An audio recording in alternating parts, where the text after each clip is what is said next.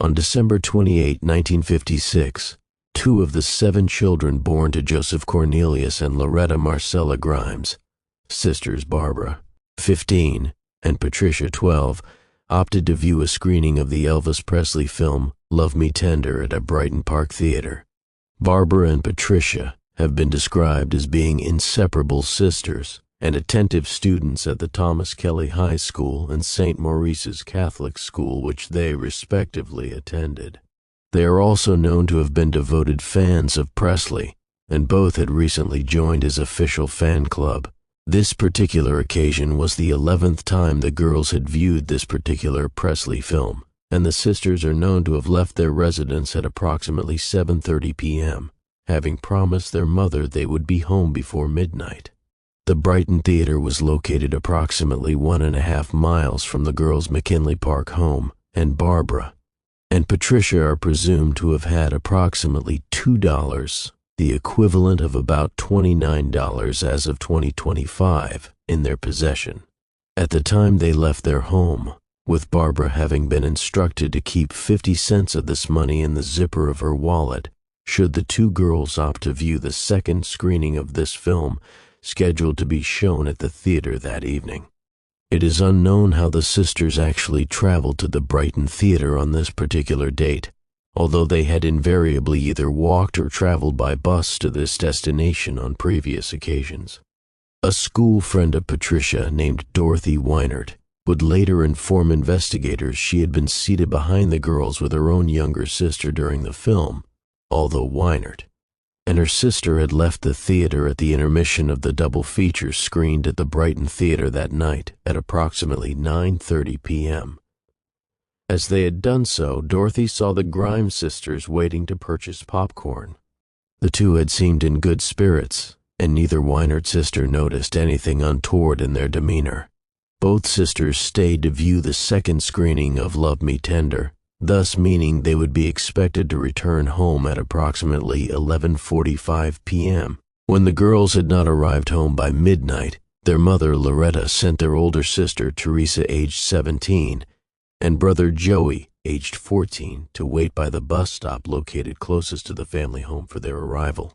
After 3 successive buses had driven by without either girl arriving at the designated stop, both siblings returned home, having by this stage already unsuccessfully contacted the girl's friends in the hope her daughters may be at one of these addresses, and upon seeing the return of Teresa and Joey to the family home without their sisters, Loretta Grimes filed missing person reports on her daughters with the Chicago Police Department at 2:15 a.m. on December 29. The disappearance of the Grimes sisters sparked one of the largest missing person cases in the history of Cook County. A citywide search for the girls was quickly initiated, to which hundreds of police officers were subsequently assigned full-time. Cook County officers were assisted by colleagues from surrounding suburbs, and a task force devoted solely to locating the sisters was formed, with the ground search initiated on December 29 being bolstered by hundreds of local volunteers. Police conducted door-to-door canvassing throughout Brighton Park, and numerous canals and rivers were dredged. In addition, more than 15,000 flyers were distributed to local homes, and parishioners of the Sisters Church offered a $1,000 reward, the equivalent of about $11,000 as of 2025, for information leading to their whereabouts.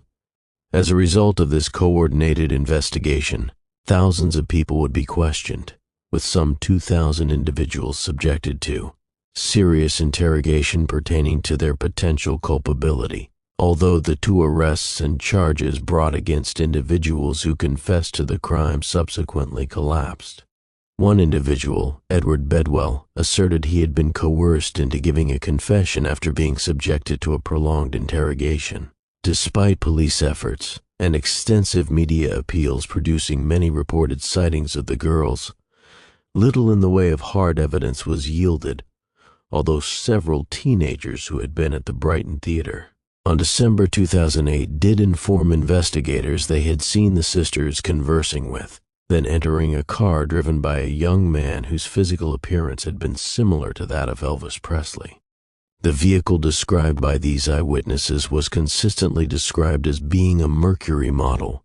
Prior to the implementation of the task force and despite protests from the girls' parents, several investigators initially assigned to the case theorized the sisters had either run away from home or were voluntarily staying with boyfriends. Although the sisters were front-page news by December 31st, their disappearance would only be seriously considered as a missing persons case, and thus appropriately treated as such by investigators after approximately 1 week had passed without family and friends receiving any form of contact from either girl. Nonetheless, extensive media appeals were conducted, imploring both sisters to return home and for any eyewitnesses to contact police. Resultingly, numerous alleged sightings of the sisters would be reported to police as late as January 9th, and these reports often described one or both of the girls as having been seen in various business establishments. These sightings supported several investigators' initial theories that girls had opted to leave home of their own accord. Theories also abounded that the sisters may possibly have traveled to Nashville, Tennessee, to see Presley in concert, or that they had simply left their home of their own volition as a means of emulating Presley's lifestyle. In the event her daughters had actually been kidnapped, Loretta Grimes publicly pleaded, "If someone is holding them, please let the girls call me," adding, "I'll forgive them from the bottom of my heart." On January 19, 1957, an official statement was issued from Presley's Graceland estate. This televised statement read, "If you are good Presley fans, you'll go home and ease your mother's worries." Presley is also known to have made a direct radio plea to the Grimes sisters, imploring the girls to return home to their mother. On January 22, 1957, following a rapid thaw of recent snowfall, a construction worker named Leonard Prescott spotted what he later described as being "fees flesh-colored" things behind a guardrail as he drove along a rural country road named German Church Road, approximately 200 feet east of County Line Road in unincorporated Willow Springs.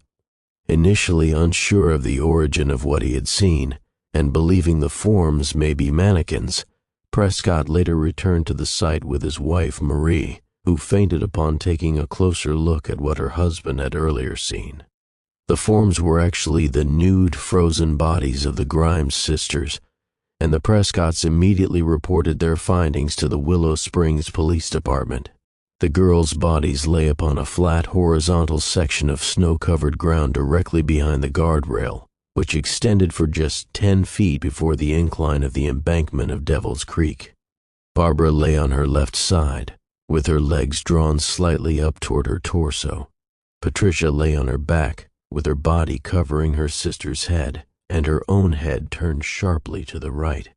It is believed the sisters had most likely been driven to this location in a car, with their bodies then being dragged or lifted out of the vehicle, then placed or thrown behind the guardrail.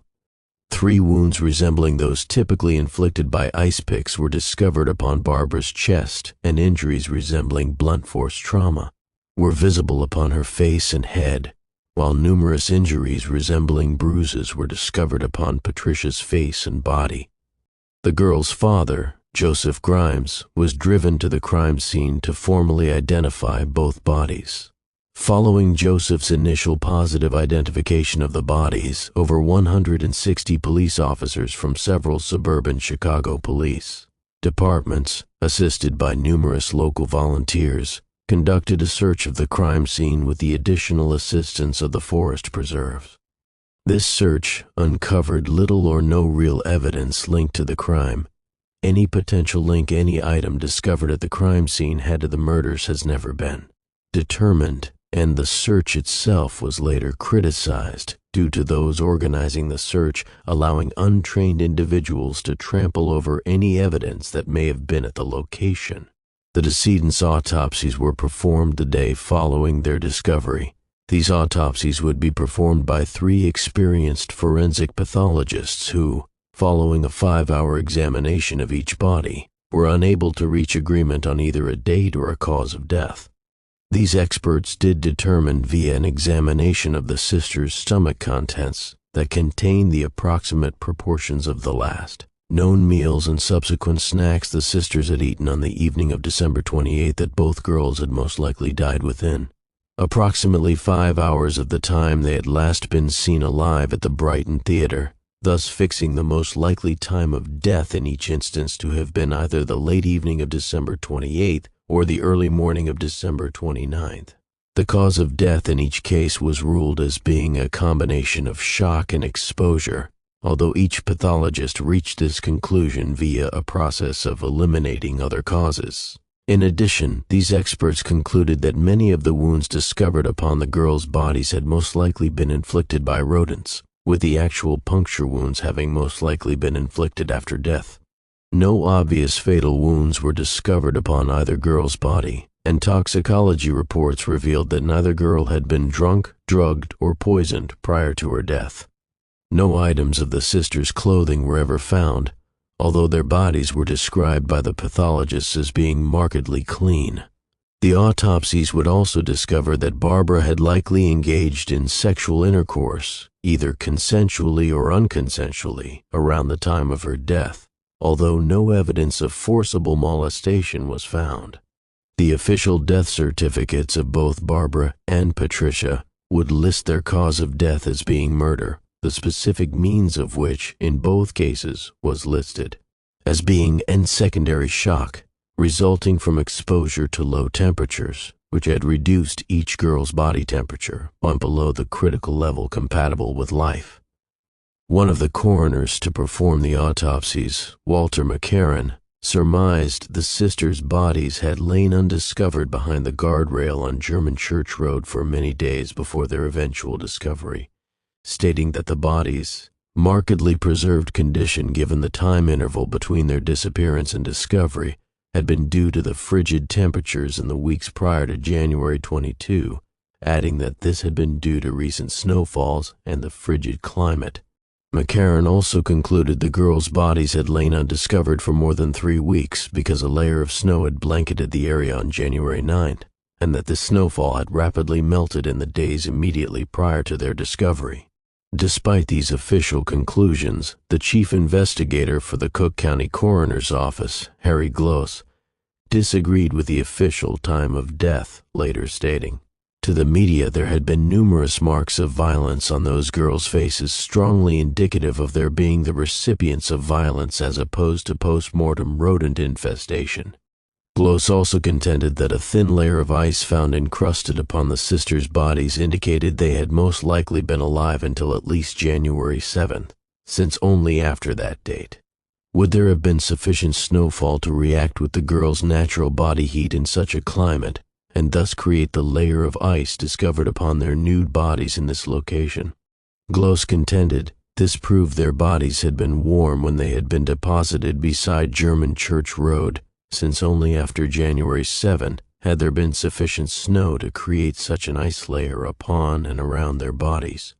In addition to these facts, Gloss also stated that both girls had been subjected to sexual assaults throughout their period of captivity, adding that the autopsy conducted upon Patricia had discovered semen within the vaginal fluid swabbed from her body, and that curdled milk had also been found in Barbara's stomach, when she is not known to have drunk milk either at her home or at the cinema on the evening of December 2008.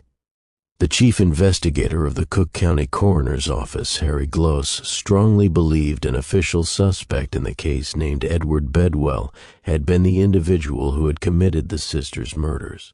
Gloss asserted that the wound marks noted upon the girls' bodies in their autopsies had neither been adequately investigated or considered. He would also further assert his opinion that the wounding and assault marks had been evidence that the girls had been beaten prior to their murder and, in tandem with the evidence of sexual activity, were thus in line with the claims Bedwell provided to investigators in his January 1957 interrogations. Gloss would also claim that investigators had refused to disclose these and potentially other lurid details of the case due to a possible desire to protect the girls' reputations and/or spare their mother's feelings. Similar allegations would be repeated in later years by others, some of whom claimed to have both seen the original case files and to have interviewed numerous McKinley Park residents who alleged both girls had been in the habit of spending free time outside bars on 36th Street and Archer Avenue, where they regularly persuaded older men to purchase alcoholic drinks to be delivered to them outside the premises. Despite Gloss's insistence that the pathologists had taken the girls off Madison Street and put them into respectability, investigators connected to the case continued to insist that there had been no evidence of either girl being disreputable or the recipient of extreme violence or sexual molestation prior to her death. After refusing to retract his statements, Gloss was fired by Coroner Walter E. McCarran on February 15th, although Gloss would insist his firing had been politically motivated. Nonetheless, Gloss would later be deputized by Sheriff Joseph D. Lohman, who concurred with Gloss's conviction the girls had likely been beaten and tortured by a sexual predator who had lured them into his vehicle upon an innocent pretense to continue to work on the case without pay.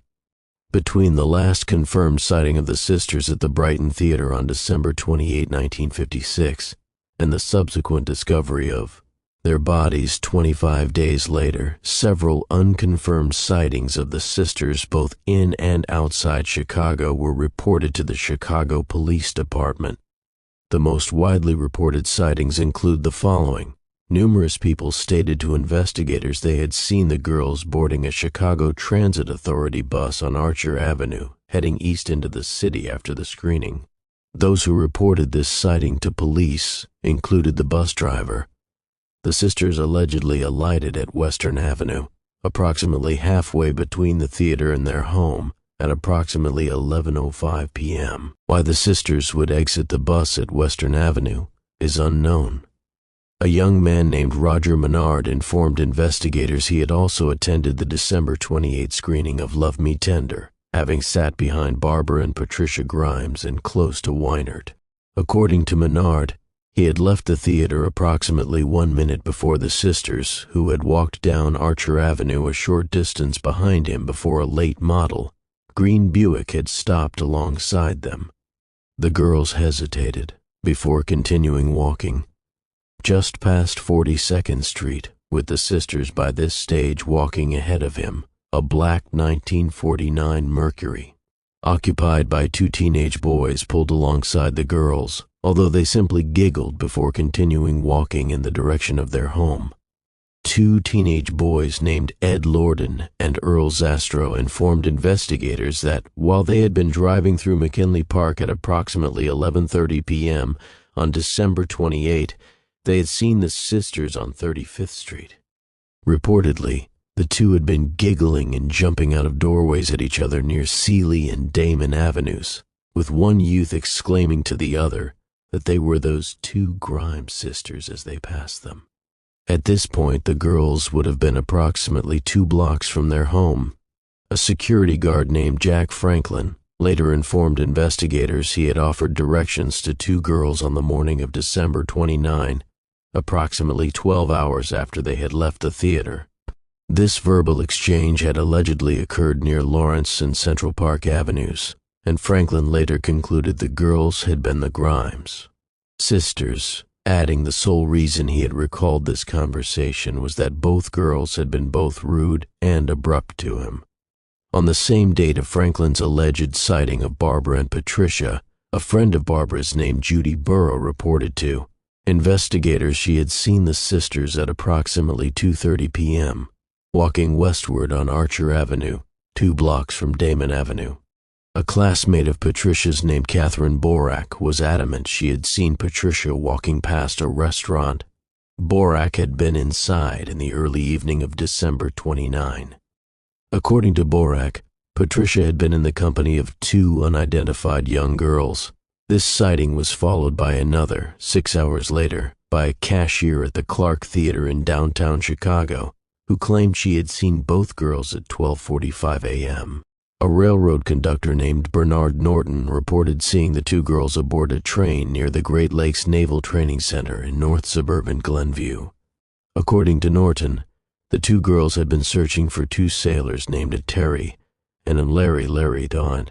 On December 30th at 5:40 a.m., the owner of the D&L restaurant at 1340 West Madison said he had seen both girls, with Patricia apparently too drunk or too sick to walk without staggering, accompanied by official suspect Edward Bedwell.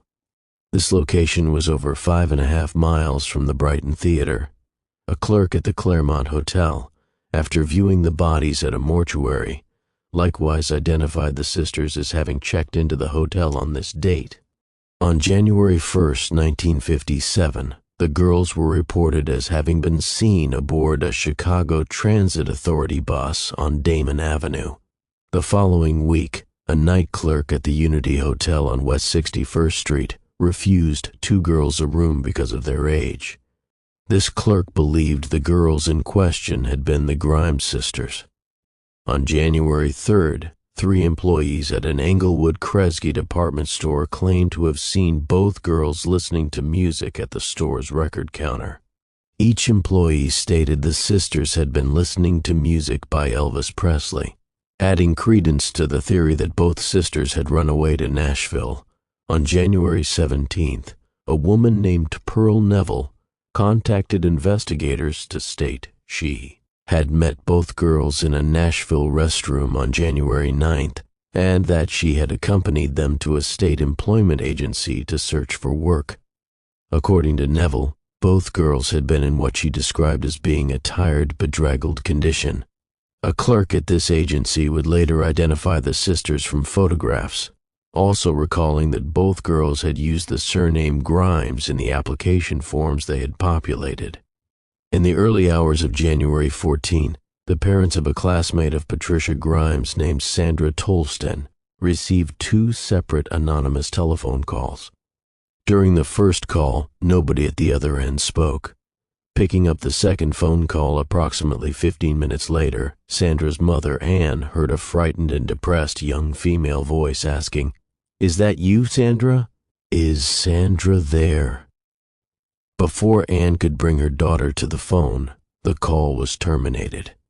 Mrs. Tolsten informed investigators of her conviction that the caller had been Patricia Grimes.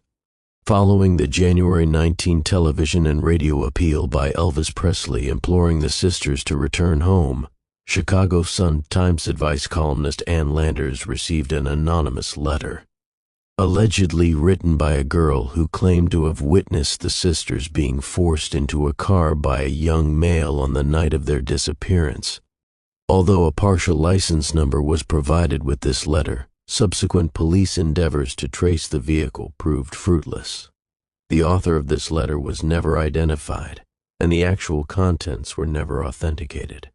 Edward Lee and Benny Bedwell was a 21-year-old semi-literate drifter originally from Tennessee who had been evicted from his family's East Garfield Park home in November 1956, and in the weeks preceding the Grimes sisters' murder had occasionally earned money by working as a part-time dishwasher in a Chicago Skid Row restaurant. Bedwell was a tall individual who allegedly bore a strong resemblance to Elvis Presley.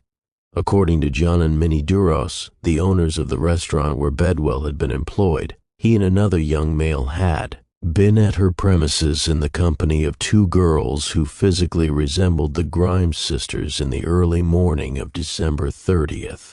Duros conveyed this information to police on January 24. Bedwell was arrested thereafter and subjected to interrogation for 3 days.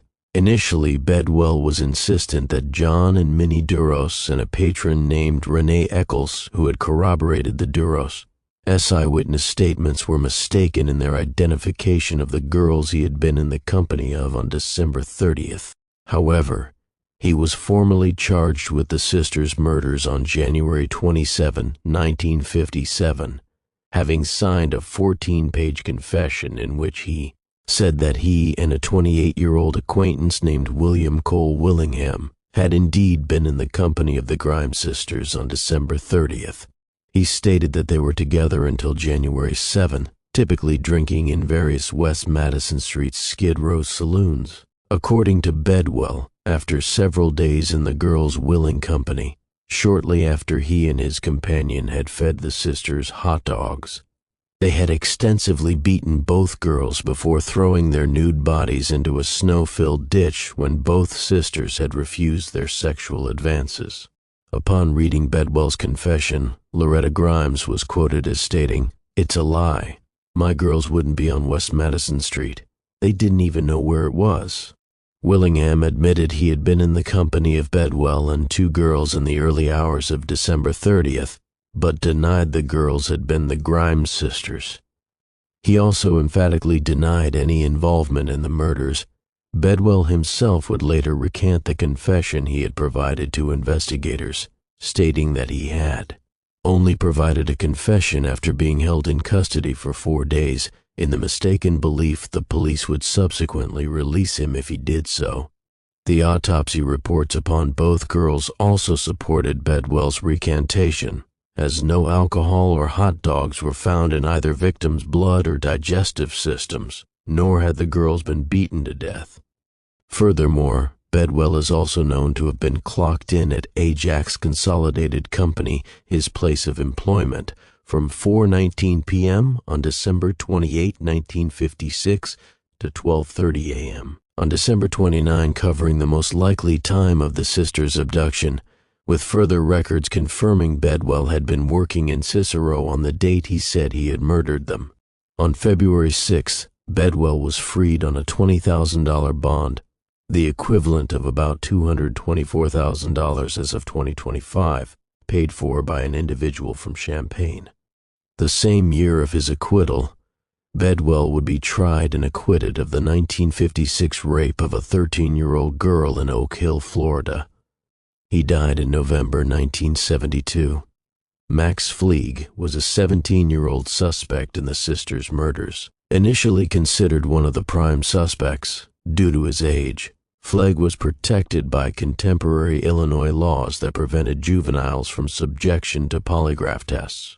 Nonetheless, Chicago Police Captain Ralph Patak persuaded the teenager to submit to an unofficial polygraph test, which Fleeg voluntarily undertook.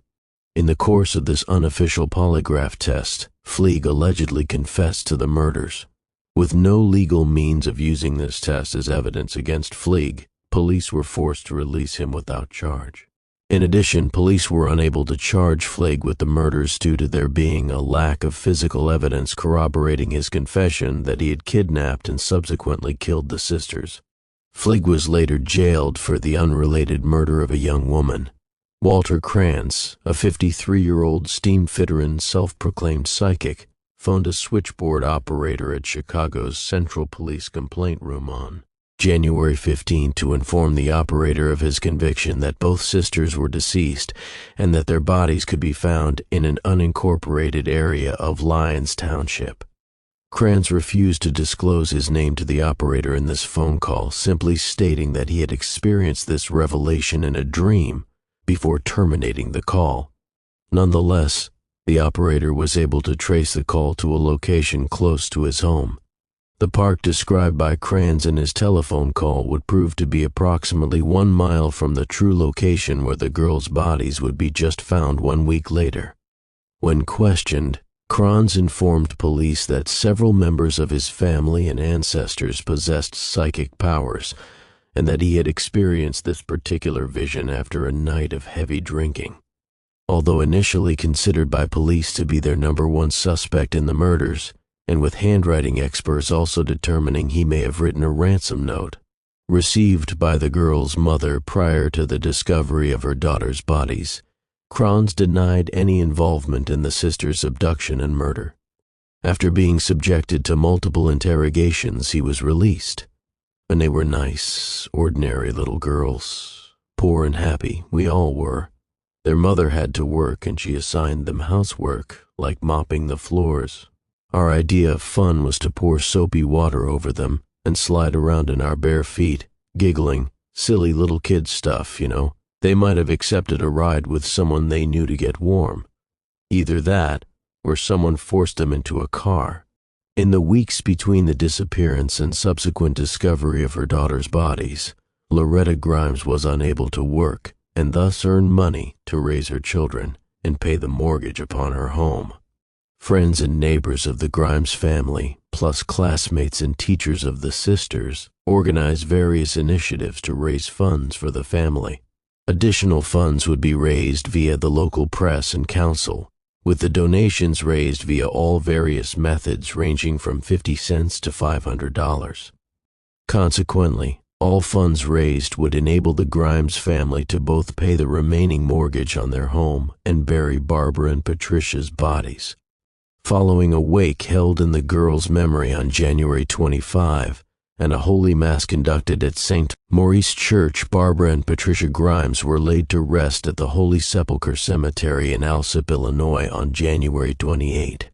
All fees for the service were waived by the Wohlschlager Funeral Home, and the sisters are buried side by side. Among those to serve pallbearers at this service were classmates of Barbara's. In May 1957, Loretta Grimes received an anonymous telephone call from an individual who claimed to have undressed and killed her daughters.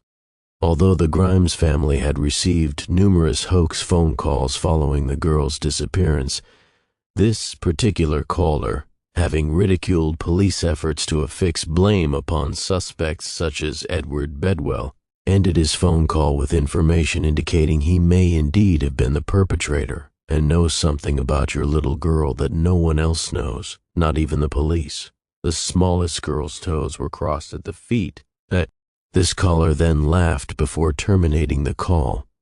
1 year after the murder of her daughters, Loretta Grimes publicly stated her conviction her daughters had been murdered by an individual they had known, stating that although the weather had been bitterly cold on the night of their abduction, Barbara and Patricia would never have entered a vehicle driven by an individual unknown to them, regardless of any discomfort. Joseph Lohman, the Cook County sheriff who strongly believed the Grimes sisters had been beaten, tortured, and murdered by a sexual predator who had lured them into a vehicle on the evening of their disappearance, died of natural causes in 1969. At the time of his death, Lohman was the dean of the School of Criminology in Berkeley.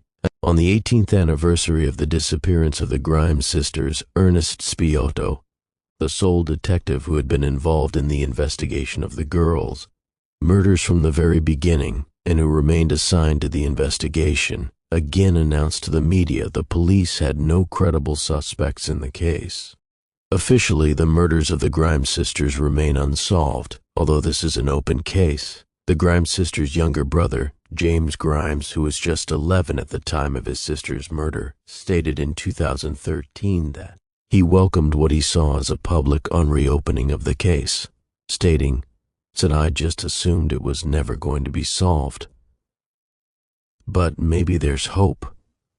In 2013, a retired West Chicago police officer named Raymond Johnson began a personal investigation into the case. Johnson, considered by many to be an expert on this case, had become interested in the Grimes sisters' case in 2010 when he had been researching a book he had been writing about the city's history. Having extensively researched the case, Johnson has stated his conviction that the case is still a solvable one, but only with public assistance, and that he believes that the perpetrator of this crime had been a 23-year-old self-confessed child killer named Charles Leroy Melquist, who had been considered a suspect in the sisters' abduction and murder in 1957.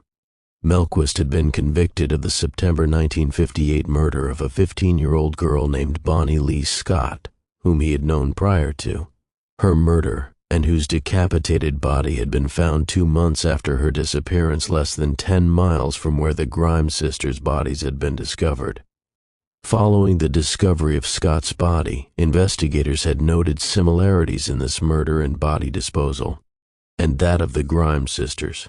Nonetheless, Melquist was never questioned as to his potential culpability in the Grimes sisters' murders, as his attorney had forbidden him to be subject to questioning. The day after the body of Bonnie Lee Scott was discovered, Loretta Grimes received a phone call from an individual who, on this occasion, claimed responsibility for Scott's murder. On this occasion, the caller had stated, "And I've committed another perfect crime. This is another one those cops won't solve, and they're not going to affix blame onto Bedwell or Barry Cook. Loretta Grimes would remain adamant until her death. This caller had been the same individual who had contacted her in May 1957 and had revealed the deformity upon one of her daughter's feet, which had never been released to the press or the public, stating, "I will never forget that voice." Charles Melquist was never charged with his alleged involvement in the deaths of the Grimes sisters. He died in 2010. However, the Grimes sisters' case is still a mystery unsolved.